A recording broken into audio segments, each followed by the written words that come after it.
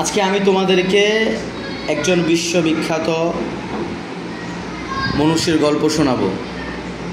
তার নাম হচ্ছে ইমাম শাফিঈ রাহিমাহুল্লাহ। তিনি 150 হিজরি সনে ফিলিস্তিনের গাজা শহরে জন্মগ্রহণ করেন। খুবই সাদামাটা এবং গরিব পরিবারে তিনি জন্মগ্রহণ করেন, আর তিনি ইন্তেকাল করেন 204 হিজরিতে মিশরের রাজধানী কায়রোতে। তো তিনি ছোটোবেলায় খুবই গরিব ছিলেন এবং সাদামাটা জীবনযাপন করতেন। অভাবের তাড়নায় তিনি কাগজ কিনতে পারতেন না। এই যে আপনাদের সামনে খাতা আছে না, এখন এই যে যেই খাতাতে আপনারা লিখতে পারছেন, তিনি একটা সময় এরকম খাতা কেনারও টাকা তার কাছে ছিল না। তারপরও তিনি সবসময় পরিশ্রম করতেন, আর তার স্বপ্ন ছিল যে সে একসময় অনেক বড় হবেন, দেশ থেকে দেশান্তর, পৃথিবীর দিগন্ত থেকে দিগন্ত তিনি ইসলামকে ছড়িয়ে দিবেন। এইভাবে তিনি প্রতিনিয়ত নামাজ পড়তেন, আল্লাহর কাছে দোয়া করতেন, আর নিয়মিত মাদ্রাসায় যেতেন। এবং মাদ্রাসায় যে হাড্ডি আছে না, এই হাড্ডির টুকরায়, চামড়ার টুকরায় তিনি লিখতেন, কারণ তার কাছে কাগজ কেনার মতো টাকা ছিল না।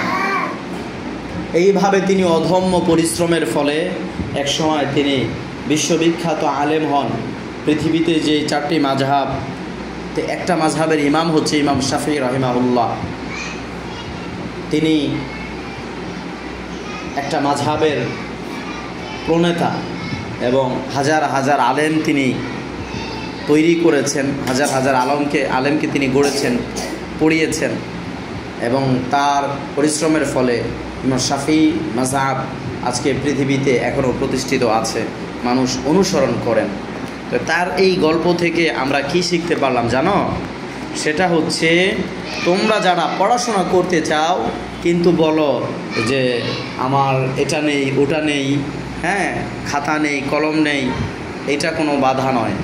জীবনে সফল হওয়ার জন্য 1 নাম্বার হচ্ছে আল্লাহর রহমত লাগে। 1 নম্বরে কি লাগে? আল্লাহর রহমত। 2 নম্বরে হচ্ছে নিজের চেষ্টা লাগে। 2 নম্বরে কি লাগে? পবিত্র কোরআনের মধ্যে আল্লাহ রাব্বুল আলামিন বলেন, ওয়াল্লাযীনা জাহাদু ফীনা লানাহদিয়ান্নাহুম সুবুলানা ওয়াল্লাহু লামাআল মুহসিনিন।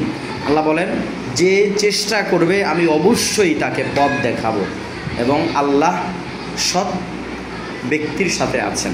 এজন্য জীবনে সফল হওয়ার জন্য 2টা জিনিস দরকার। 1 নম্বরে আল্লাহর রহমত, 2 নম্বরে চেষ্টা। 1 নম্বরে কি? 2 নম্বরে কি? আজকে আমাদের মাদ্রাসায় আমরা যারা পরীক্ষায় ভালো রেজাল্ট করেছে এই উপলক্ষে পুরস্কার দিব। এইটা জীবনের একটা প্রথম ধাপ, প্রথম একটা অনুপ্রেরণা। ইনশাআল্লাহ আপনারও জীবনের প্রথম ধাপ। এইভাবে আপনি যদি আরও ভালো রেজাল্ট করেন, আরও চেষ্টা করেন, একসময় আপনি অনেক বড় হবেন, তাই নাই কি? এজন্য আমরা চেষ্টা করব, সকলে বলেন ইনশাআল্লাহ চেষ্টা করব।